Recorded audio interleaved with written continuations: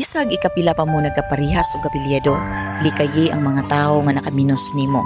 Kadtong mga tawo nga gina-lockdown ka, hasta ang imong pamilya, likayi gyud na sila. Bisag parehas pa mong apelyido ana nila. Kay nganuman, kay kung tinuuray nimo na sila nga pamilya, naa ang gugma, respeto ug maayo nga tinagdan sa panahon nga mag-uban mo. Usahay man gud, mas maayo pang laing tawo kaysa sa atong pamilya og kaparihas og apelyido. Samot na ug dili ka ka-level nila, dili ka kwartahan sama nila, itsapwera ka para nila. Wa kay bili para nila. Dili basihan ang parihas ug apelyido nga maayo ang trato sa imo.